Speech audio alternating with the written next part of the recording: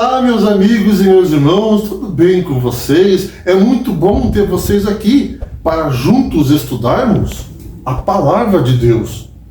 Você acompanha os noticiários?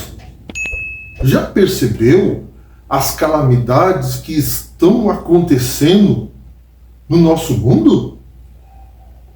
Não sei se vocês perceberam, parece que tem alguma coisa de errado, algo grande está para acontecer.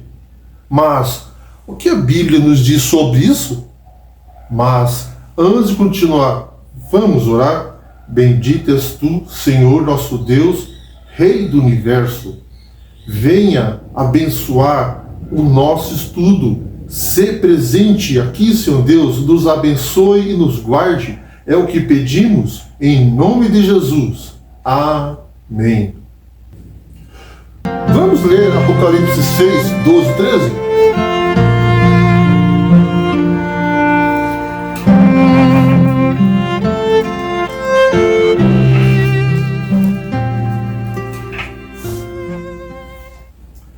Vi quando o Cordeiro abriu o sexto selo e sobreveio grande terremoto. O sol se tornou negro como saco de crina, a lua toda como sangue. As estrelas do céu caíram pela terra como a figueira, quando, abalada pelo vento forte, deixa cair os seus figos verdes.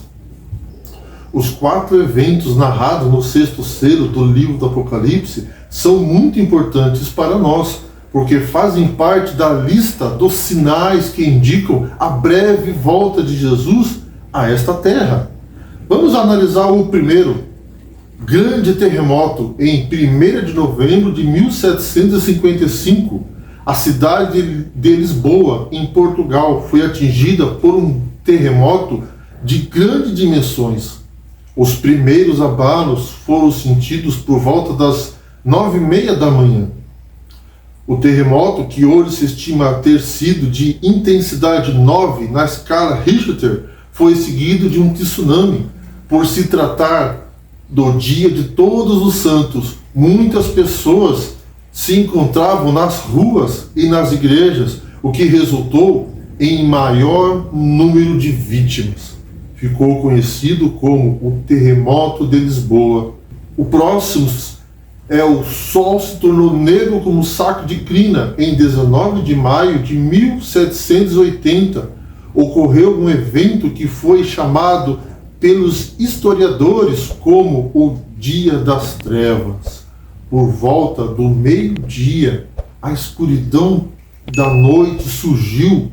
Alguns minutos mais tarde, uma pesada nuvem negra se espalhou por todo o céu, exceto numa estreita orla do horizonte, e ficou tão escuro como usualmente é às 9 horas da noite.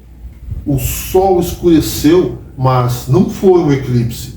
E até hoje os cientistas não sabem o que aconteceu. O próximo é a lua se tornou como sangue. Na mesma noite de 19 de maio de 1780, na sequência do dia escuro, apesar de haver quase lua cheia, alguns objetos se distinguia, a não ser como o auxílio de alguma luz artificial. Depois da meia-noite, as trevas se desvaneceram, e a lua, ao tornar-se visível, tinha a aparência de sangue. Vamos ler Joel 2, verso 31?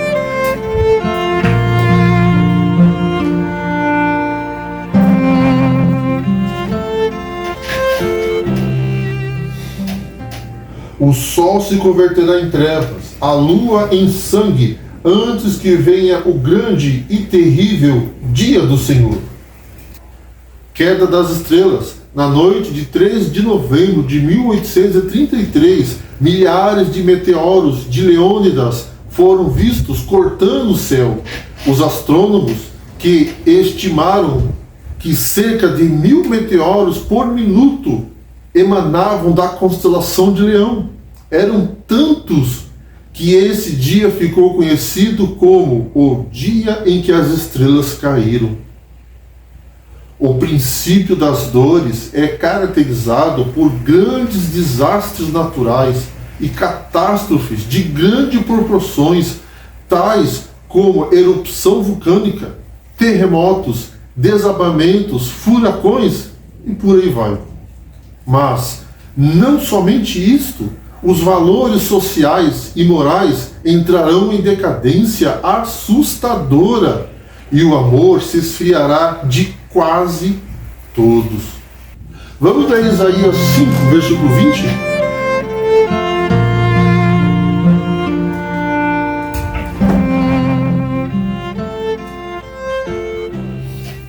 Ai dos que o mal chamam bem e ao bem mal, que fazem da escuridade luz e da luz escuridade, põem o amargo por doce e o doce por amargo. Ai dos que são sábios aos seus próprios olhos e prudentes em seu próprio conceito.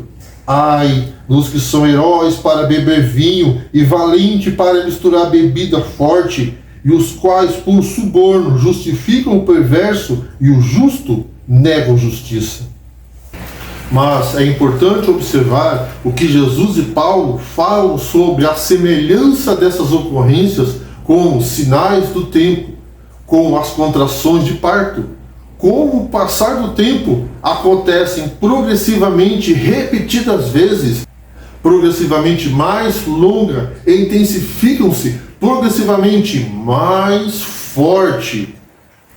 Mateus capítulo 24, há muitas informações sobre o tempo e os sinais da segunda vinda. São ensinos apresentados pelo próprio Cristo. A lista dos sinais começa alertando contra o engano, mas em seguida apresenta um dos maiores medos da humanidade: guerras e rumores de guerra. Lembra, porém, que ainda não é o fim. Verso 6. Também haverá fome, peste, terremotos, mas tudo isso é o princípio das dores. Verso 8. Jesus ainda fala de tribulação, perseguição religiosa, escândalo, traição, ódio, falsos profetas, aumento de iniquidade e falta de amor. Apenas aquele que perseverar até o fim, esse será salvo. Verso 13.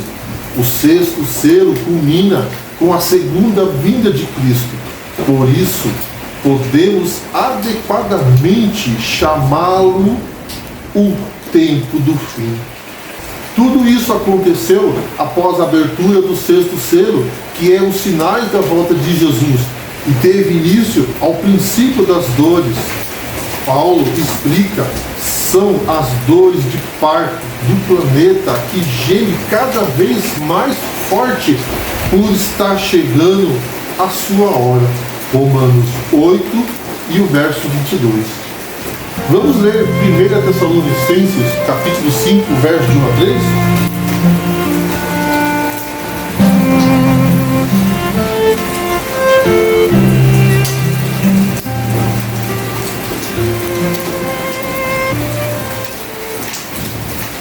Irmãos, relativamente aos tempos e às épocas, não há necessidade de que eu vos escreva, pois vós mesmos estáis inteirados com precisão de que o dia do Senhor vem como ladrão de noite.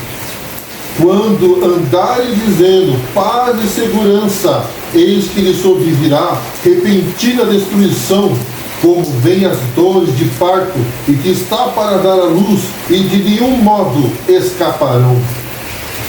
Devemos estar atentos aos sinais que estão acontecendo em nosso redor.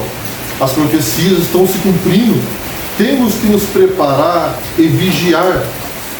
Não aconteça que os vossos corações se carreguem de glutonaria, de embriaguez e de cuidados da vida e das distrações, e aquele dia vós sobrevenha improviso com um laço, porque há de vir sobre todos os que habitam na face da terra. Lucas 21, 34 e 35. Vamos ler Mateus 24, verso 14?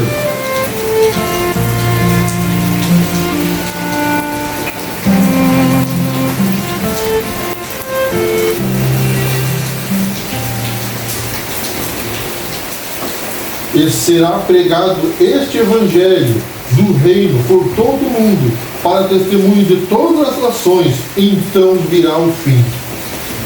Essa mensagem é muito importante, tanto que ela se repete no livro do Apocalipse 14, no verso 6, onde temos um mensageiro com o evangelho eterno, ou boas novas, para pregar aos que se assentam sobre a terra e a cada nação, tribo, língua e povo. Jesus está voltando. Os sinais de sua volta estão se intensificando e ouço os passos de um Deus que se aproxima, e temos que pregar este evangelho, o evangelho eterno, a todas as pessoas e preparar um povo para se encontrar com Jesus. Em Efésios 1, verso 13, nos diz que, tendo ouvido a palavra da verdade, o evangelho da vossa salvação, tendo nele também crido, fostes selados com o Espírito Santo da promessa. Aqueles que ouvirem esse evangelho, nele crê, irão se salvar. Vamos ler Colossenses 1, verso 5?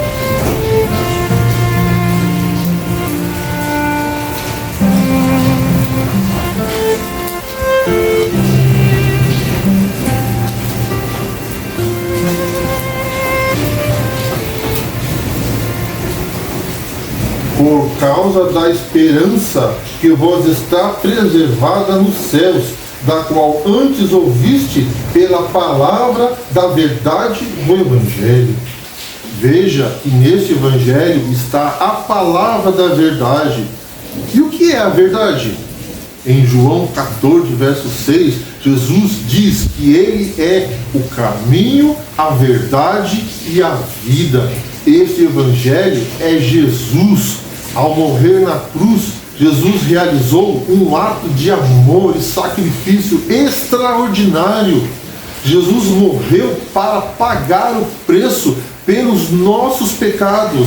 Ele tomou sobre si a deliberação que nós merecíamos, oferecendo-nos perdão e reconciliação com Deus. Romanos, capítulo 5, verso 8. A morte de Jesus na cruz derrotou o poder do pecado e da morte. Ele triunfou sobre as forças do mal, garantindo-nos a vitória espiritual. A graça de Jesus nos oferece a salvação e a reconciliação com Deus. A Bíblia descreve a graça de Deus como um ato de amor e misericórdia.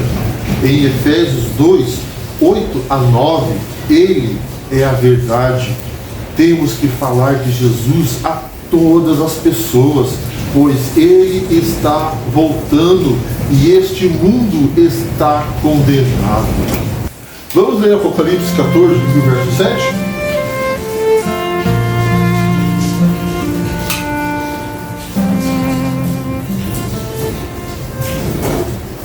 Dizendo em grande voz: temei a Deus e dai-lhe glória, pois é chegada a hora do seu juízo, e adorai aquele que fez o céu, a terra, o mar e as fontes das águas. Se você não fez o que deveria ter feito, que é temer a Deus e dar-lhe glória e adorar o nome dele, a Jesus, faça agora, porque chegou a hora do juízo. Sim, ele vem para condenar este mundo de pecado e salvar os seus filhos. Hoje é o dia de salvação. Hoje Jesus bate a porta do seu coração. Só Ele pode preencher o vazio que tem no coração humano. Não adianta vocês tentar preencher esse vazio com bens materiais, carro, roupas ou bebidas alcoólicas, mulheres, prazeres carnais. Nada disso tem valor. Vamos ler Gálatas 5, verso 17?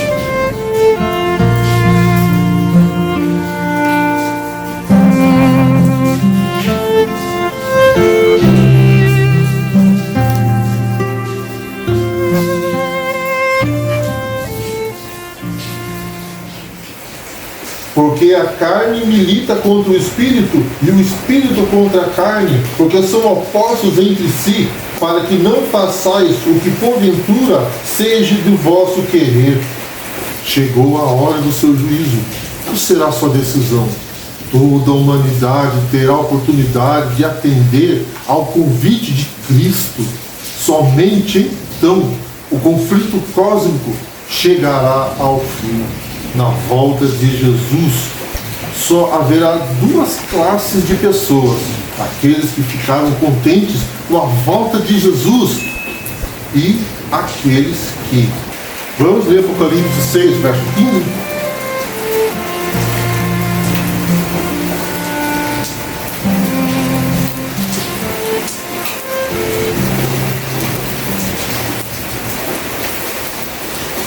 Os reis da terra, os grandes, os comandantes, os ricos, os poderosos, e todo escravo e todo livre se esconderam nas cavernas e nos penhascos dos montes, e disseram aos montes e aos rochedos: caí sobre nós, escondei-nos da face daquele que se assenta no trono e da ira do Cordeiro, porque chegou o grande dia da ira deles. E quem é que pode suster-se? Diante da segunda vinda de Cristo, aqueles que se ampararem na graça salvadora receberão a vida eterna. Aqueles que recusarem a salvação em Cristo terão de enfrentar as consequências. Devemos sentir a presença de Deus de maneira íntima e pessoal e abrir o coração para que Ele entre.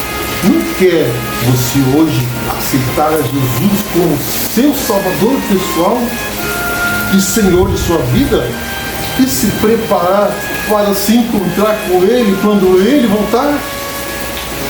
Vamos orar. Bendito és tu, Senhor nosso Deus, Rei do Universo. Derrame seu Espírito Santo, ajude-nos a abandonar essa vida de pecado, guie-nos em seus caminhos, dai-nos um coração puro, é o que pedimos, em nome de Jesus.